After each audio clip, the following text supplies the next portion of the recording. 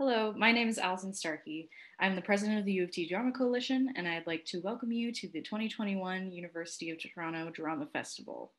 We, on behalf of Hart House Theatre and the Drama Coalition, ask you to take a moment to acknowledge that Hart House Theatre is built on the traditional land of the Petun, Erie, Huron-Wendat, the Seneca, and most recently, the Mississaugas of the Credit River.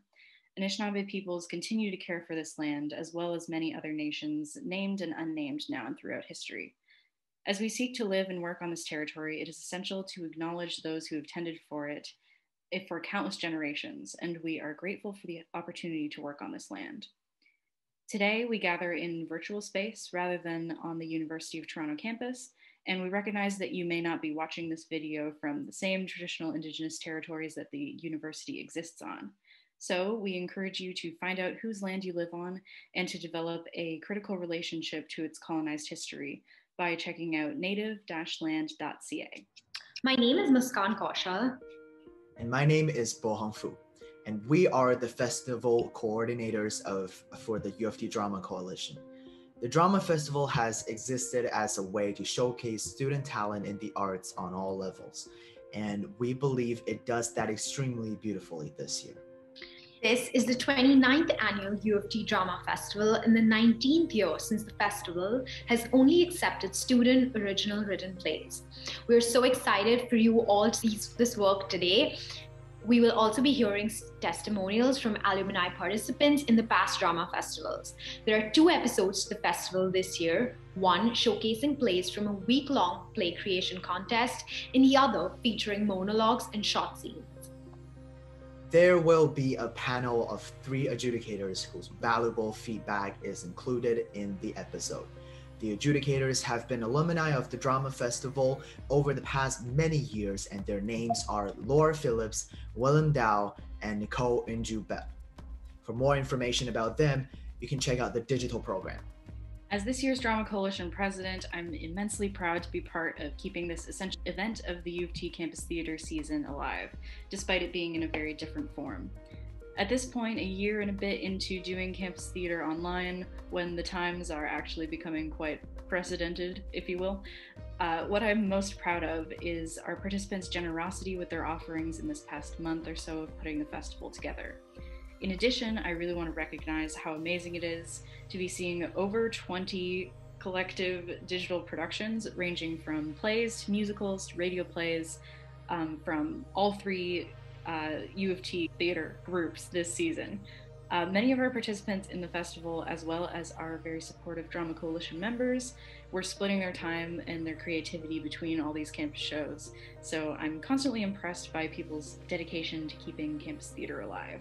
Thank you all very much. Tonight, you will be seeing 2 plays that are part of the play creation contest. Here are the guidelines. We asked the participants to base their works on one of the 3 following general themes: social media, climate change, and love in 2020. We gave them some specific line options that they would have to include, and they are: I love looking at banana peels, KFC is a government conspiracy, and I find beauty in the grotesque. We asked them to include some of the 3 props: hand cream, spatula, and pillow.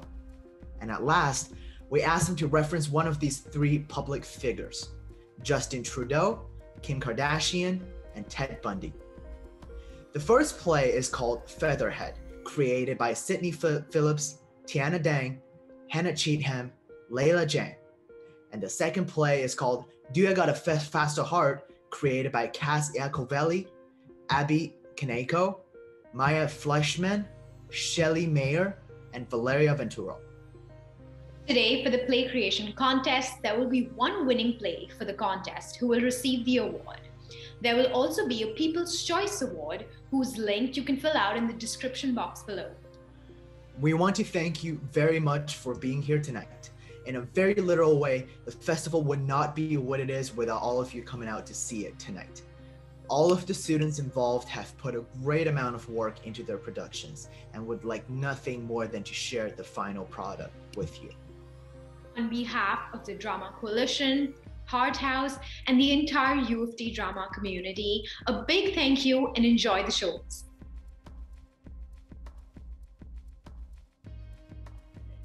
My name is Emma Miziolik. I'm a stage manager, and now I work as an administrative assistant in the arts. And my years with the U of T Drama Fest were 2013 through 2016. During my time at Drama Fest, I was an assistant stage manager, I was a stage manager, and I did 2 years on the U of T Drama Coalition. The impact that the U of T Drama Fest had on me was that it was at Drama Fest, my very first one in 2013, that I realized that stage management wasn't just a hobby. It was something that I wanted to become really good at. I wanted to make it a career, and that I could be good at it. It's where I became very hungry to learn more and eager to be a part of more events like the U of T Drama Fest. And it was my very first stepstone into starting a career in the arts and stage management, and I'm forever grateful for that. When I think of my years at the Drama Fest and what it means to me, it's almost like coming home. And anytime I go to Hart House Theater especially, it's like coming home. It's a very nostalgic feeling. It's definitely where I first got my start and where I really honed my skill and where I wanted to grow. And the Drama Fest really makes me feel like my growth. I started in my very first year at UTM, and my last Drama Fest was in my 4th year, and it just felt very full circle and very like a home. I'm very nostalgic.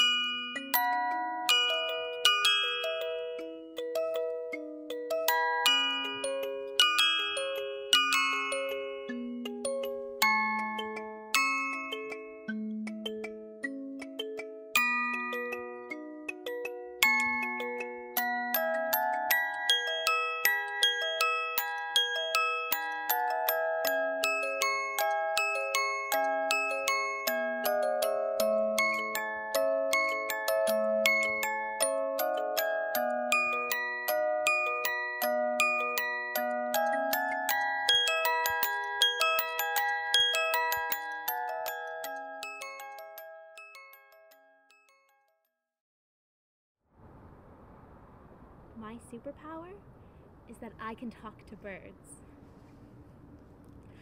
I grew up in a very big forest, very far from here. In the forest, there were many trees. In the trees were many birds. They sang to me, and I sang back.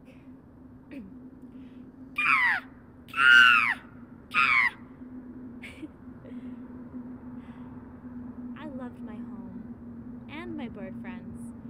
They were all I ever needed. Then, one day, my mother said to me, "Daughter, it isn't right that you should be spending all your days up in the trees, singing songs with the birds. Your life is here on the ground." "I know that, Mother." "You silly girl, your head is full of feathers. It's time you made some friends like yourself, nice boys and girls you can speak to in your own tongue." "I'm not sure I know how to do that." Like a baby bird, all you need is a nudge from the nest. I moved to the city in July, and even though it was summertime, there were no birds in sight. The birds here kept their distance. Except, of course, for the pigeons, but pigeons can be rude. Well, that was a little uncalled for. Hey, fuck you! I was grateful when I made new friends. They taught me new ways to sing. Ways that didn't seem like squawking. Bitch. The nerve of her! I happen to have a lovely vibrato. Enviable, truly. In my new city, things were different and strange. I was different and strange. I was not myself. I was a new self. It was a good way to be. That summer, it was a hot summer.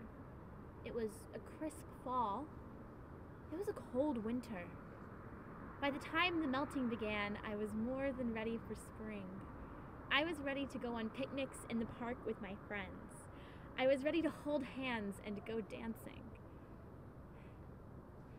Instead, something new and different and strange and terrible.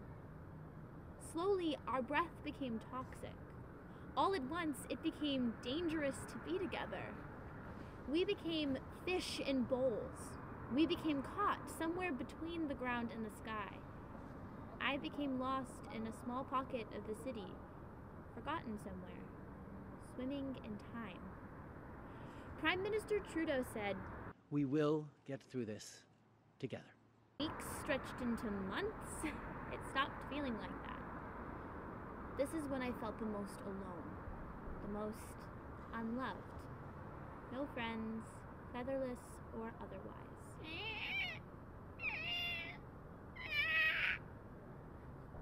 Sometime in December, I heard a rustling on my rooftop.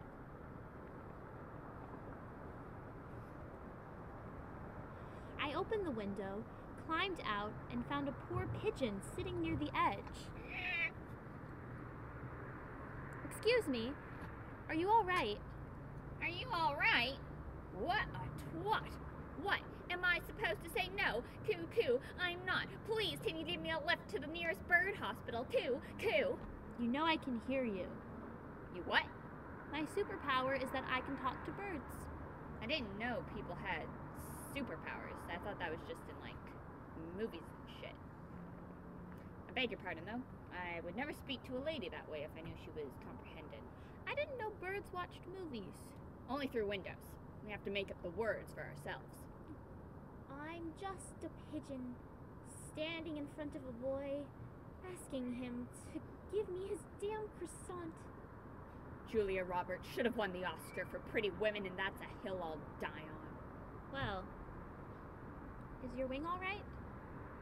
Are you hurt? It seems I am incapable of flight. You and me both. Do you want some help? You want to touch a filthy bird? They say that pigeons are the rats of the sky. Who says that? I don't know. I wouldn't say that. I think that bats are the rats of the sky. That you might be right about. Bat bastards. I think comparing pigeons to rats would be unfair to the rats. Why you gotta kick me when I'm down? I moved to this city to make new friends. The pigeons have not been friendly to me. Well, you're living alone and chatting it up with an unfriendly pigeon. I think you better re-examine your tactics. It isn't safe to see my friends today. Or yesterday. Any day. Anyway, where is your flock? Pigeons don't flock. I'm not sure that's true. Every animal flocks. Sometimes a flock is called a herd. Sometimes it is called parliament. Most times it is chaotic and stupid because all hierarchy needs to be. Most times it is about safety in numbers, belonging, finding a way home. Do you have a name? It's Pidgey. A pigeon named Pidgey? It's a perfectly respectable name. What? Have you got some totally inappropriate name like Ruby or Rose? I'm Rooney. Ridiculous. What even is that? Look, do you want my help, Pidgey? What's in it for me? Help. I could pick you up and carry you inside. I could make you a cup of tea. Tea? It's hot water infused with leaves. Sounds strange. It's good. Alright. I picked Pidgey up, and I carried him inside. I poured him a cup of peppermint tea.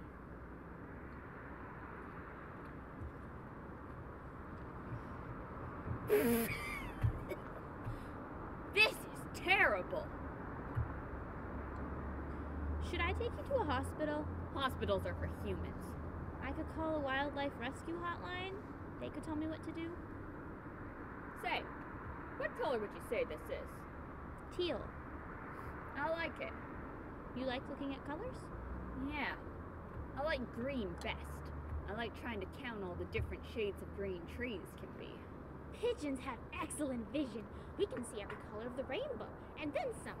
Humans cannot see ultraviolet light. Pigeons can.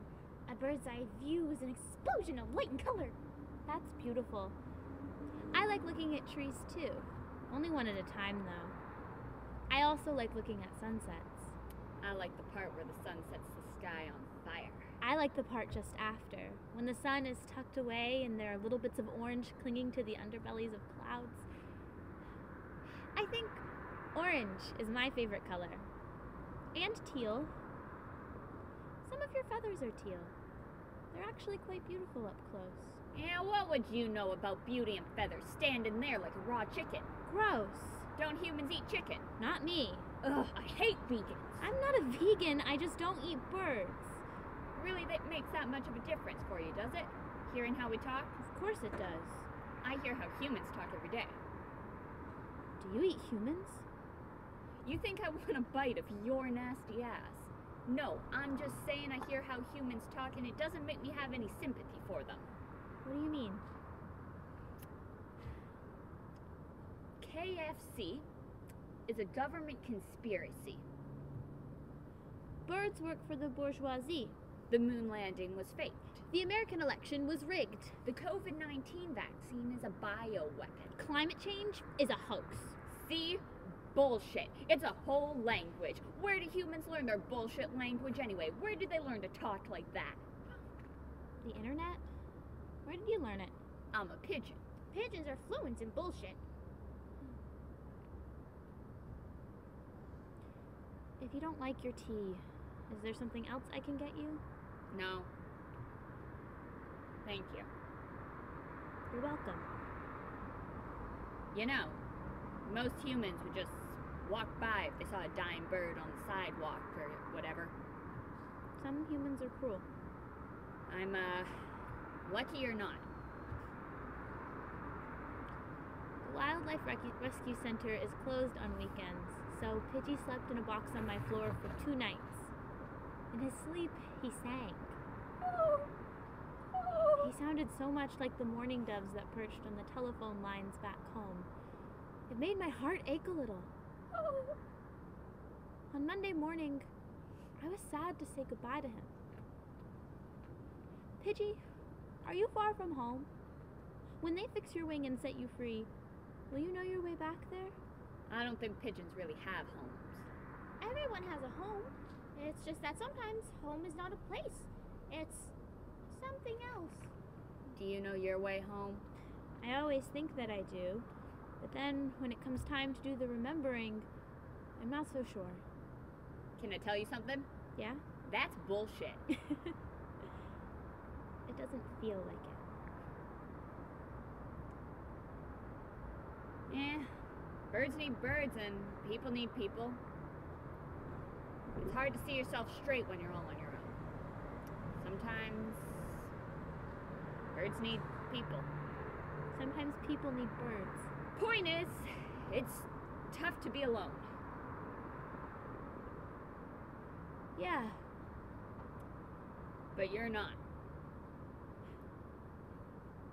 That's very inspirational, Pidgey. What do I know? I'm just a fucking bird.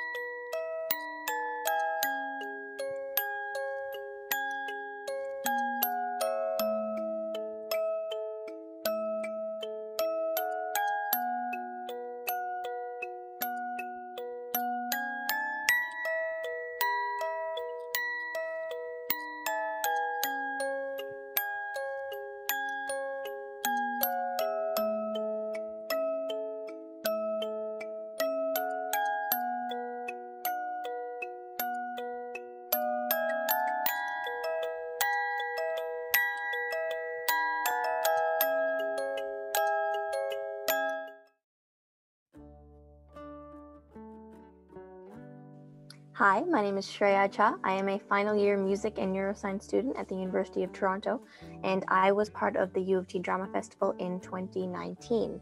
My show Statistics, which is a musical discussing the side-by-side stories of esteemed biologist Rosalind Franklin in the 1950s, as well as a current-day pre-medical student named Rose, went up at the festival in 2019 and discusses the concept of scientific discovery, the different academic pressures that people have faced, particularly women, over the last century, and sort of what science means and what is so captivating about it. So this festival was, in fact, my first time that I was able to get a show entirely written, an entirely original show put up on the stage, and today, to the state, ends up being one of the most treasured experiences of my undergrad, and definitely set the stage, pun not intended, for a lot of other artistic and creative opportunities in and out of theater. And kind of the most key aspect was that after I wrote Statistics, got the recording, was able to get it up once, I, completely on a whim, applied to the Adams Prize for Musical Theater at the Fringe Festival for the Fringe Festival 2020 in October 2019. I think I submitted like 2 minutes before the deadline. I completely didn't think anything was going to come out of it, but somehow I won. And having that opportunity to reflect and grow as an artist is something that I would not have been able to do without the Drama Festival. So whenever people ask me about it, I always mention that, you know, it's just an amazing place for you to be able to put up your work, because you don't know what will come out of it. And if you put in that work into the Drama Festival and use that as the platform for use that to your advantage as a platform, you'll be able to, who knows what you'll be able to do with your work after that. So I'll always be thankful to the Drama Festival for this amazing opportunity.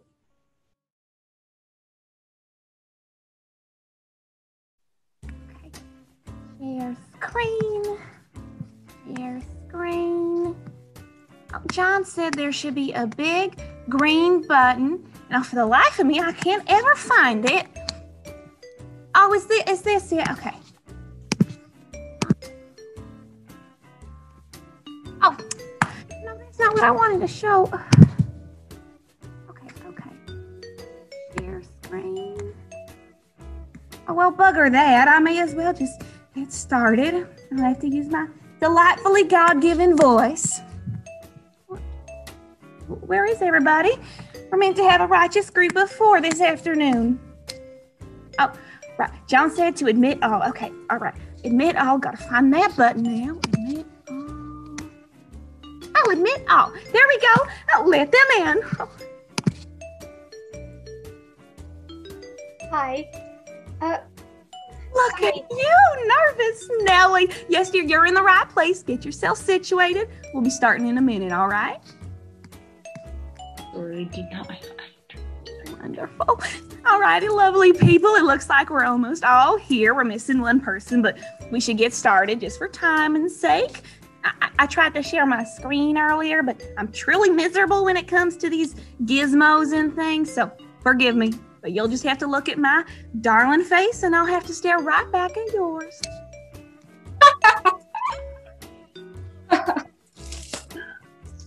My darlings, my dears, my lovebirds to be, welcome to Do You Got a Fast Heart? Speed Daters for a Modern Era. It's a revolutionary speed dating experience for young singles like yourselves, happening through a digital format to adapt this to our modern times.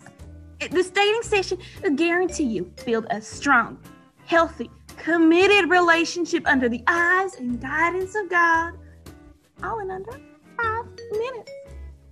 Now, before I tell y'all what today will look like, let me introduce myself. My name is Cheryl Ann, but y'all can be silly with it and call me Sherry. I'm from Fulton County, Georgia, and I truly do believe in this here dating program. Okay, well then, let me give you a very quick guide to what this will look like. I press this pretty square button on my screen, and each of you will get a message asking join breakout room. You click that, you'll be in your first match of the day, and after about 5 minutes, you'll be automatically transferred to the next person. Does that make sense for everybody? Okay, isn't that just superb? All right, everybody, I'm going to click this button now. We'll all go from this main room, and St. Valentine may guide you to the person of your dreams, like America's sweetheart, Kim Kardashian. Okay? Bye now.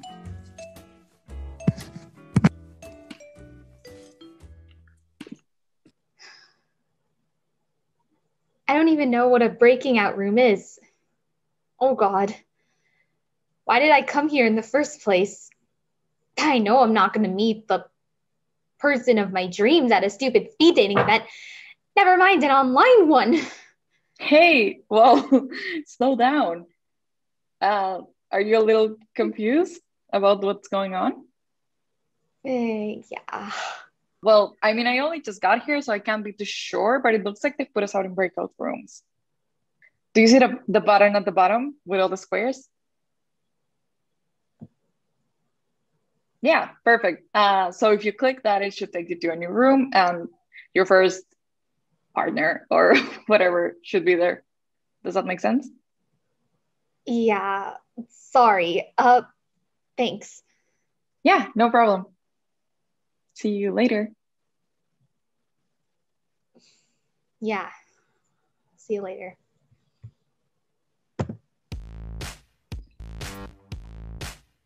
Oh, Chad? Hi there. Hey, what's good, baby girl? Not much. I mean, not. So, you do this often? Date online? Never mind. I can already tell from the fact that you're 6 that you don't. Excuse me? Alright, maybe like a 6.5 if you get up and turn around. Me?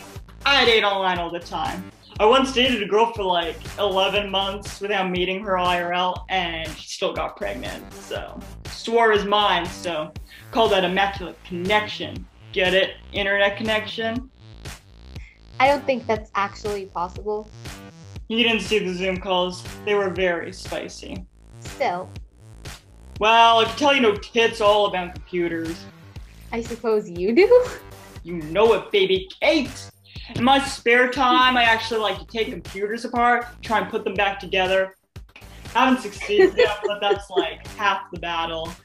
I consider myself to be this generation's Elon Musk. I'm actually wearing a cologne right now called Musk. So you know I'm always influenced by his scent. Musk! You, think pretty highly of yourself. Well, to quote my man, Elon himself, if you got it, flaunt it, and colonize Mars. I'm just confident in my abilities, you know. Have to be after attending one of the best fraternities in the state. Kappa Kappa Devil for right! What university is that in? Who knows? Everybody knows you don't go to uni for no education. You go for the bonds you make with your bros after starting fun dead butt chugging chili. Delightful. You know what? I think we've run out of time. Nah, we got 2 minutes still. We good. So I don't know if you ever heard of my other favorite role model. Did you know that Yo, Shorty, where you at? Damn! Knew I shouldn't have removed that piece from my circuit board. Whatevs. I'm dipping for a 7. Chad, out! Oh, thank God.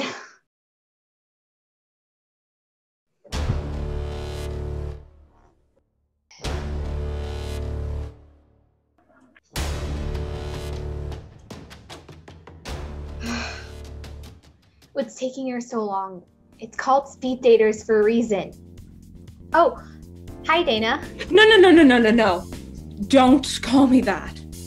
Oh, I'm sorry. What did I call you? Most people call me Silverhawk. You can never be too careful about revealing your true identity on the internet, especially on apps like these. Did you know that Speed Daters sells your information to none other than the Illuminati? I did not know that. No. Well, I could have guessed that much. Excuse me?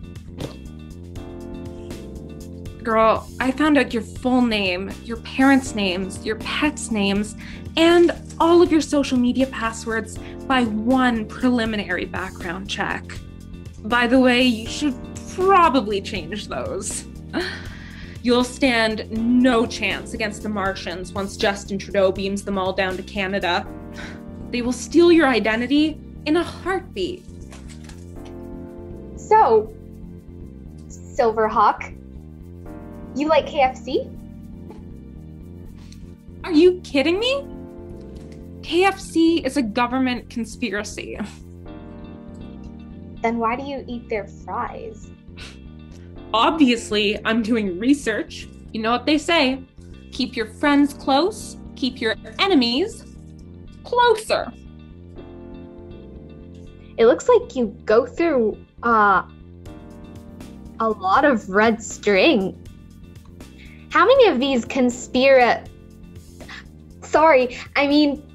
theories do you have? Oh, they're not theories. All of my research is based on stone cold facts. You know, I could actually get you a really good deal on some Bitcoin. You wouldn't know this, but banks are actually controlled by the aliens. Don't be ridiculous. The aliens are way too busy for that. The banks are actually controlled by the mob. The aliens. Look at the time. It was really great talking to you, but it looks like we have to go. Wait. I haven't told you about my Bitcoin bundles yet. What a weirdo.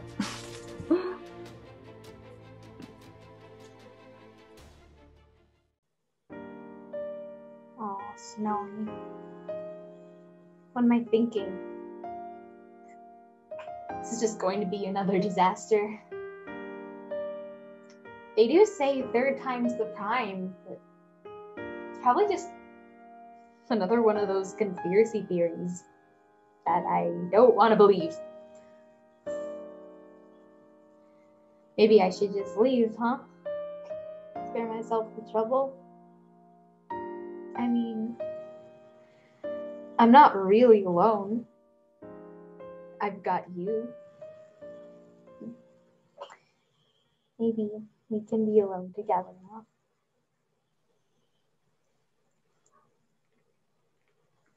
Sorry, I'm late.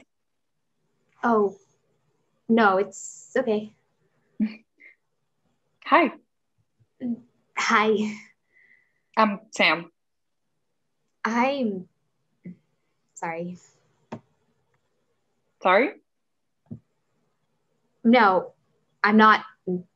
I mean, I am. No. What's wrong? I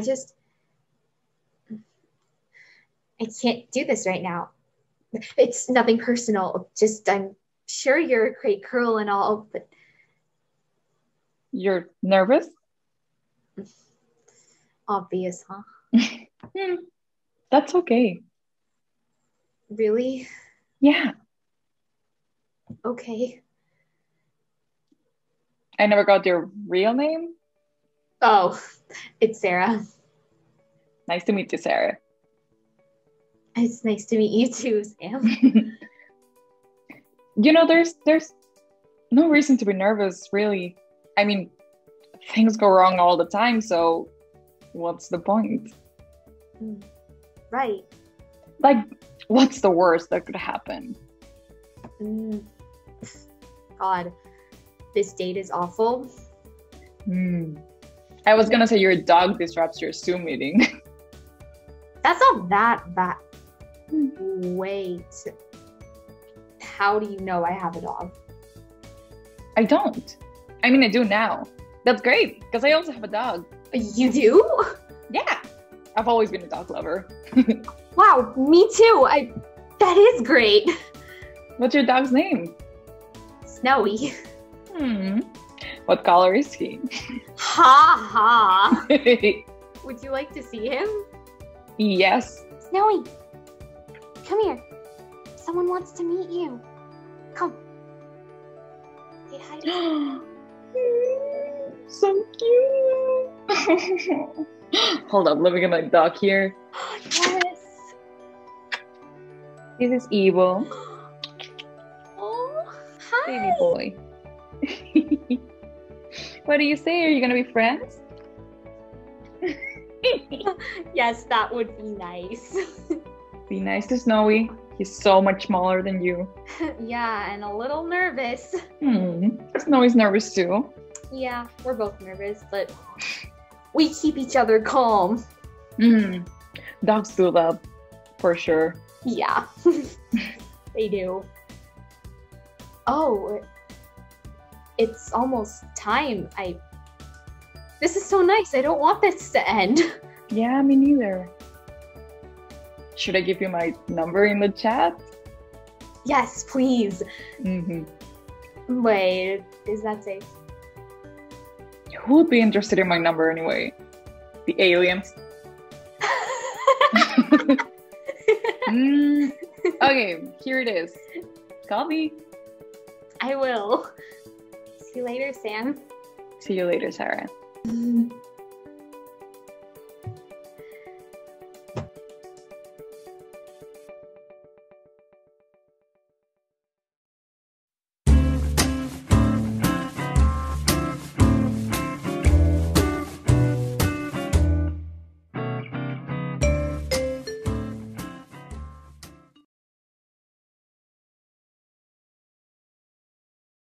Hi, my name is Jen Elenis. I was part of the U of T Drama Festival and the U of T Drama Coalition back in 2011, 2012. Was part of the team that started up the Dougie Awards back then when the Drama Coalition was pretty new.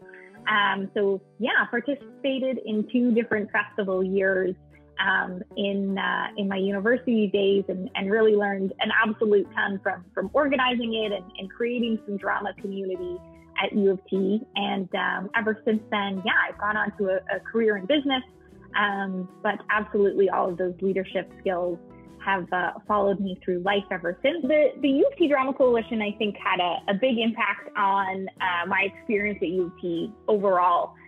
Being part of the festival was one of those few moments where, you know, we could all come together at Hart House across all of the different colleges and really have a shared experience that was a true U of T experience. I think in my first and second years, like many students, really struggled to find a group. You know, U of T is so big and there were so many people out there, and I really wanted to be part of drama, but I just couldn't quite find my way at my own college.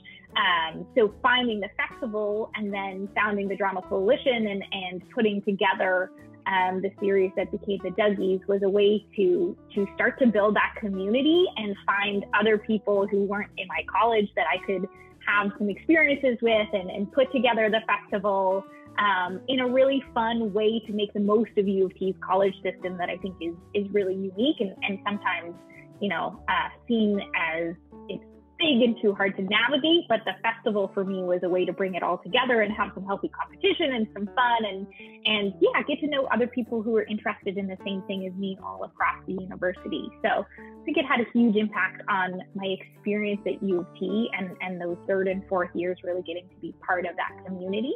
And then ever since then, you know, the impact that it's left behind and what I really learned how to do was to form a group that used to be very disparate and bring them together in that leadership role as part of the Drama Coalition.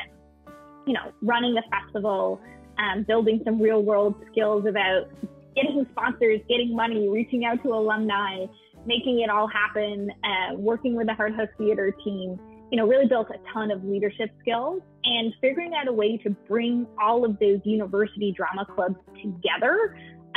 And, you know, each of the colleges had its own system and getting everybody to coordinate and line up and manage multiple stakeholders are all really, really important skills that I use every day. So, you know, now I spend my days working with boards and CEOs and groups of executives who all run their own departments and are all used to having things go their own way and getting them to collaborate is a huge part of my job. So while I'm no longer doing it on a stage and getting to do fun theater, those are all skills that I've brought forward into life, and certainly look back very fondly on the Drama Coalition and Drama Festival days.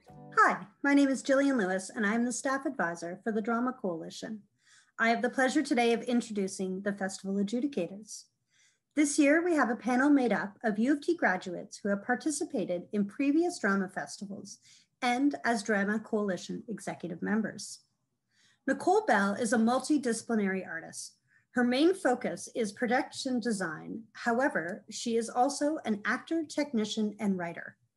Her upcoming projects include teaching a course for Ghostlight.ca and working with Single Thread Theater as an actor on their upcoming VR show, Collider.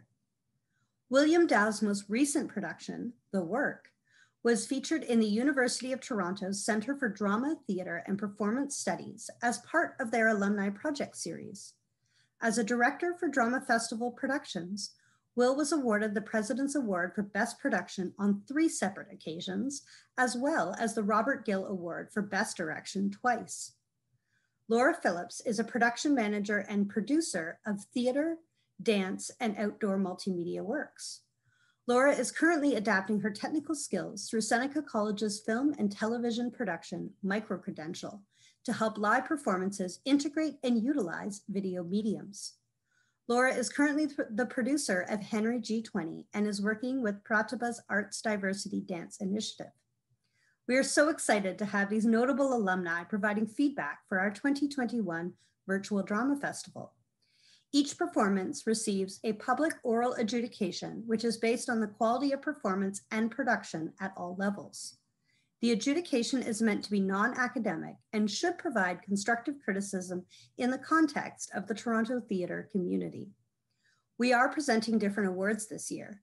The adjudicators determined a top prize for both the play creation contest and the monologue and short scene submissions. In addition to this, each adjudicator was assigned an award of merit to a performance they personally wanted to highlight. Festival awards were discussed and determined by the panel, and their decisions are final. Without further ado, I welcome Nicole, Will, and Laura to share their feedback and award announcements for today's episode. Enjoy. Do You Got a Fast Heart was such a fun piece to watch. I loved your use of sound right off the bat. It let us know like what world we're in and how silly it's going to be. I love the clicking of the Zoom. I thought that you could have a whole Foley track expanded, like with bangles and Cheryl Ann having like just business going on that we could hear. With that, I would say just be careful because you draw us in right away. Some of the sounds are really loud, so just a little bit more refinement in the sound levels would go a long way. But overall, great use of set and technical elements. Mm-hmm. Yeah, and as Laura was saying about the world, I am so thrilled to see a show embracing the medium and the platform that you're using. You're not hiding that you're on Zoom, and you're saying, yeah, we're on Zoom. Here we go. We're going to explore a story there. And I think that's really excellent. The speed dating concept on Zoom is very, very fun. I think if you wanted to push that further, you could. There's space to explore site specific, and the idea that if you had an audience in Zoom with you, if you were to do this live on Zoom, you could invite your audience to go to the different breakout rooms and watch all of these speed dates unfold in real time. There's space to explore that in the world that you've created, which I think is a really fun and exciting place to be with your work. Yeah, just love the use of embracing the space that you're in. Yeah, and as Nicole said, the concept is just so fun. And something that I keep thinking about as I was watching this piece is how do you sustain the drama? You know, for Sarah's character, she's looking for love. And kind of the 2 speed dates she has before the final one, you have 2 characters that are more like caricatures, which I totally understand why you did that and the fun in that. But would it be more interesting if Sarah could discover within that date that maybe this was not the right person for her? And it's not until she finally meets Sam at the end that she finally finds who she's meant for. So yeah. And just on the topic of the characters, I really, really appreciated the performance by Valeria for the character of Sam. Just immediately, your energy was so warm, and every time you spoke, I felt so comforted, and I totally understand why Sarah would fall for someone like Sam. Oh, and a shout out to, I believe it's Cass playing Cheryl Ann. I just thought you were very endearing. We all know that character. Yeah. A very endearing opening to the show. So Featherhead, I really, really enjoyed Featherhead. I personally really appreciate the design and the commitment to that design. And I love that you treated the camera as a stage. You know, all of us were talking about how it felt like it could have been a black box theater, but instead it's on your roof. Something that I also really loved is kind of the world you began to craft with this piece. I love the softness of it and kind of the mundane qualities that's kind of in the conversation. Something that I wish you can go further with is kind of how do you keep playing with the conventions you're already building?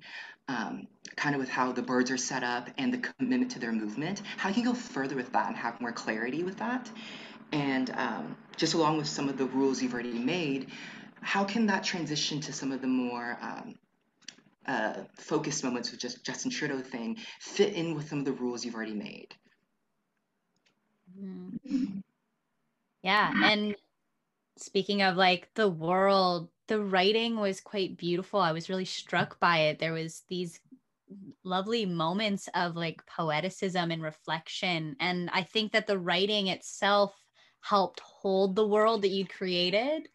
And I think right now to have something a little bit more absurd and a little more abstract is needed. And this idea that we can kind of take what we need from the piece as we're coping with this space that we are in. And so, yeah, that writing there were lovely moments in it, and there was lovely funny moments in it. And who was it that played the second pigeon? What's her name again? Tiana. Thank you. Yeah, so Tiana playing that second pigeon who had these lovely comedic timing moments making me laugh. But I had a question about her as a character in terms of the writing of it. Who is this second bird? Who is she in relation to the other two? We have Rooney on the roof, and we have her relationship develop with this pigeon. And that relationship is clear to me, and clear to at least I think it was clear to us watching it. But who is this third pigeon who takes on all of these different voices? That's really fun and exciting. And I think really explore that, and what does it mean to have this almost omniscient pigeon observing and commenting on the rest of the piece, which is really fun. So yeah, good job. Yeah, I agree. I would have loved to see more of the pigeons because they were so much fun, and just the small like digital augmentation of the Justin Trudeau voice. I was like, oh, it's creative. There's like something underneath this setup that I'd be interested in seeing more, but I also love just a taste. So up to you. And I love the lighting. That was my main notable technical achievement. I thought that was really clear, just the single light, and the tiny shift at the end just like gave me chills watching it because it was so subtle, and you really like brought the magic of theater of that black box space onto the screen. And also notable, I love the mirroring of the toque with the little pom-pom with the pigeon hats. I was like, I'm sold right away into this world. So good job. Yeah. And sorry, may I add one more notable thing for me is I think my favorite image is at the very end when all of you guys stand up and your heads are cut off. I just absolutely loved that. There's something so interesting to me about how, oh, bird or human, you're all the same. So yeah. Okay, so to choose the new play contest winner, we had a tough time. It's hard to compare two different formats, and we had a lot of deliberation because they're both two excellent pieces in their own right. But we did have to come to a decision. Yeah, it's one of the biggest kind of challenges is because you're both working in practically different mediums in a way, using a Zoom kind of focused piece and a piece that's far more theatrical. We decided to try and use the criteria that you had been given.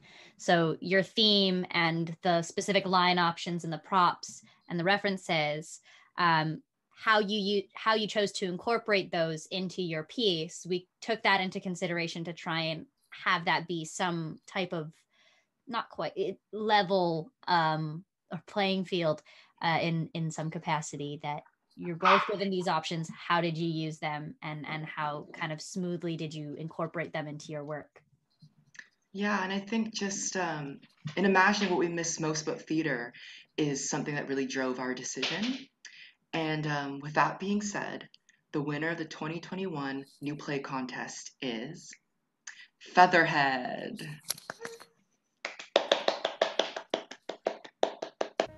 Hi, I'm Doug Floyd, General Manager of Hart House Theatre.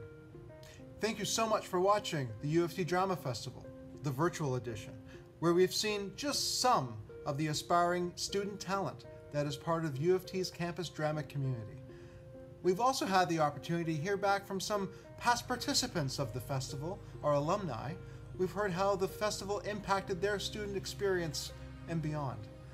And speaking of impact, I'd like to take this brief moment now to thank a very important program at U of T, and that is the U of T Pillar Sponsorship Program and its affinity partners, Manulife, MBNA, and TD Insurance.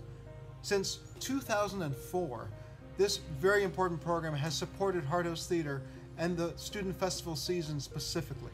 So on behalf of everyone at Hart House Theatre, on behalf of all of the festival participants, present, past, and future, thank you so much for the ongoing support of the U of T Pillar Sponsorship Program, its affinity partners, Manulife, MBNA, and TD Insurance. You've made a tremendous impact on the theater, its operations, and its ongoing success. So thank you.